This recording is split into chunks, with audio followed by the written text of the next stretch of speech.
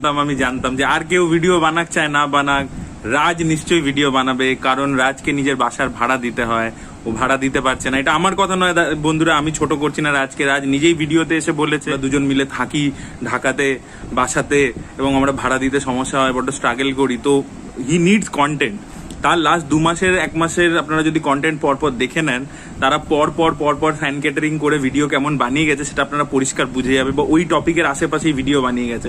ততদিনে আমি যদি ইন্ডিয়ার কন্টেন্ট বাদও দিই, পুরো ইন্টারন্যাশনালি কত ভালো সিনেমা সিরিজ এসছে ওটিটিতে। বাংলাদেশের একটা ফিল্ম ইন্ডাস্ট্রি একটা ছবি এলে তুফানের মতন তাদের মেকারদের ক্ষেত্রেও কিন্তু বর্তায় একই কথা। তারা পৌঁছে যেতে পারছে না ওয়েস্ট বেঙ্গলের অডিয়েন্স অব্দি। অডিয়েন্স রয়েছে, তারা সেই ক্রেজটা তৈরি করবার মতন, সেই হাইপটা ওয়েস্ট বেঙ্গলে তৈরি করবার মতন হয়তো কন্টেন্ট নিয়ে আসছে না। তুফান বাংলাদেশের দর্শকদের কাছে একটা বিশাল কিছু, তার কারণ এরকম আগে কিছু হয়নি। কিন্তু আমাদের ইন্ডিয়ান অডিয়েন্সের কাছে ওয়েস্ট বেঙ্গল তো ইন্ডিয়ার পার্ট রে ভাই। আপনারা মনে করেন যে ওয়েস্ট বেঙ্গলে বাংলা ফিল্ম ইন্ডাস্ট্রি করে দেখাতে পারছে না, মানে তাহলে কেন ওরা তুফানের মতো ছবি দেখছে না? ওদের ফিল্ম ইন্ডাস্ট্রিতে করে দেখাতে পারছে না তুফানের মতন ছবি। আরে ভাই, আমাদের ওয়েস্ট বেঙ্গলে প্রচুর দর্শক, তারা হিন্দি ছবি দেখে, তারা সাউথ ইন্ডিয়ান ছবি দেখে, ম্যাক্সিমাম অডিয়েন্স ওগুলোই দেখে। বাংলা ফিল্ম ইন্ডাস্ট্রি, আমাদের এপার বাংলার ছবি কম দেখে তারা। তো সেই দর্শকটার কাছে তুফান আপিলিং হবে কি করে? তুফান সেই ক্রেজটা তৈরি করতে পারবে কি করে? সেই জিনিসটাই তো নেই তুফানের মধ্যে। সেটা ছবিটা দেখবার পরে একেবারে পরিষ্কার, তার কারণ তুফান প্রচুর ভারতীয় ছবির থেকে ইন্সপিরেশন নিয়ে তৈরি করা। আপনি যে দেশে সাফল্য চাইছেন সেই দেশেরই বিভিন্ন ছবির এখান থেকে সেটা ওখান থেকে সেটা নিয়ে ইন্সপিরেশন। আগে তো নিজেদের স্বকীয়তাটা রক্ষা করুন, তারপর তো বাংলাদেশের তুফান মুভি নিয়ে রিভিউ করাটা আপনাদের সাজবে। এখন যেগুলো করছেন এগুলো একদমই অনুচিত এবং অযৌক্তিক লাগছে। আপনাদের দেশের যারা সাধারণ দর্শক, যারা টিকিট কেটে আপনাদের মতো কিন্তু ফ্রি যেয়ে না, টিকিট কেটে মুভিটা দেখছে, তারা কিন্তু রীতিমতো হল থেকে বের হয়ে দারুণ বাহবা দিচ্ছে, প্রশংসা করছে। ইনফ্যাক্ট কিছু কিছু ক্ষেত্রে তারা, শুনলেন তো ভিডিওতে, এটাও বলছে যে আপনাদের বাংলায় এরকম মুভিটা হওয়া উচিত।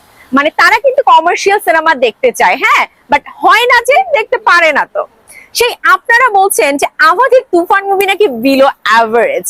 কমেন্ট সেকশন, আপনাদের কথা শুনলে মনে হয় যে আপনারা এনিমেল দেখতে অভ্যস্ত, আপনারা পুষ্পা দেখতে অভ্যস্ত, আপনারা বাহুবলী দেখতে অভ্যস্ত। ভালো তো, কিন্তু এই কথাগুলো বলে আপনারা যে বাঙালি, এই যে ইউটিউবার, এই যে কথা বলছেন, বাংলা ভাষায় কথা বলছেন, চারিদিকে শুধু তুফান নিয়ে কন্ট্রোভার্সি। এই রিভিউ দিচ্ছে একজন, আরেকজনকে একজন রিপ্লাই দিচ্ছে। কি শুরু হয়েছে তুফান নিয়ে নেগেটিভ? এইসব যদি আমরা করি বা এইসব যদি সবাই করে, তাহলে বাংলা সিনেমা কিন্তু কোনোদিনই এগিয়ে যাবে না। আমি কলকাতার মানুষকে কিছু কথা বলতে চাই, বাংলাদেশের মানুষকে কিছু কথা বলতে চাই। কলকাতার মানুষকে এটাই বলতে চাই, অন্যের জন্য যদি গর্ত করেন, সেই গর্তের মধ্যে কিন্তু নিজেরও পড়তে হবে। কারণ আপনারা আমাদের তুফান সিনেমাকে নেগেটিভ দিয়ে, নেগেটিভ কিছু কথা বলে নেগেটিভিটি ছড়াচ্ছে। আমি বলতেছি ওয়াই, কেন এসব, কেন এসব করলে বাংলা সিনেমা কোনোদিনই এগিয়ে যাবে না। আপনাদের এখানে আমাদের তুফান টপ করতেছে বা চলতেছে না, তাতে খারাপটা কার হচ্ছে? তাতে আমি মনে করি খারাপটা কিন্তু আপনাদেরই হচ্ছে, আপনাদেরই ক্ষতি হচ্ছে।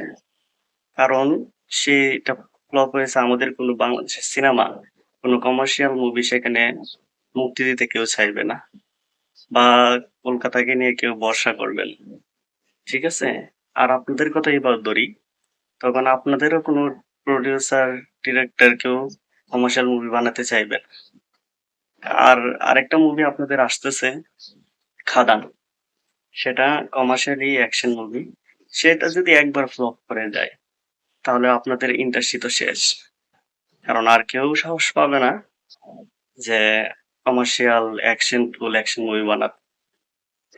কারণ আপনাদের যে অবস্থা, আপনারা যা শুরু করেছেন, রিভিউ দিবেন, ভালো কথা দেন। আপনাদের খারাপ লাগলে আপনারা বলতেই পারেন, কিছু যদি খারাপ লাগে বা আমার এই জায়গা তো মানে খারাপ লেগেছে, বলতে পারেন যেটা খারাপ লাগছে সেটা একটু বেটার হতে পারত, ঠিক আছে? এই কথা অবশ্যই বলতে পারতেন, যে জায়গাটা একটু বেটার হলে হয়তো ভালো লাগতো। এটা আপনারা বলে দিতেন, বলে দিয়ে শেষ।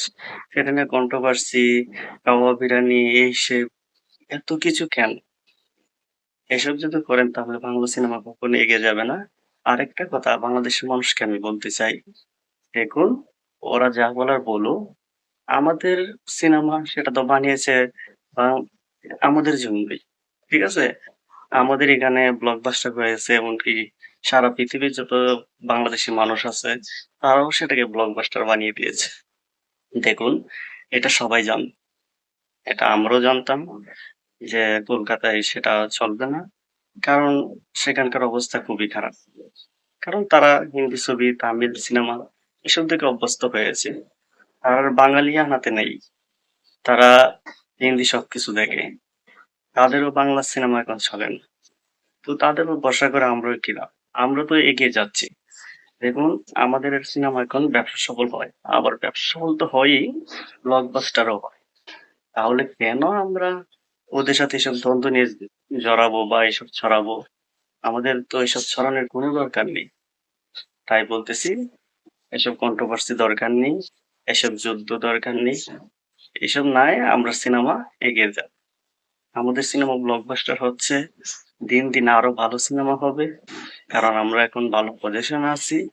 তো আমাদের শাকিব খান সামনে দরদ আসতেছে, সেটাও ব্লকবাস্টার হবে, আরো ভালো ভালো সিনেমা দিবে অবশ্যই। তো বলবো, কন্ট্রোভার্সি যাওয়ার কোনো দরকার নেই, কন্ট্রোভার্সি ছাড়াই থাকুন। তো ওরা বকতে থাকুক, ওদেরই সমস্যা।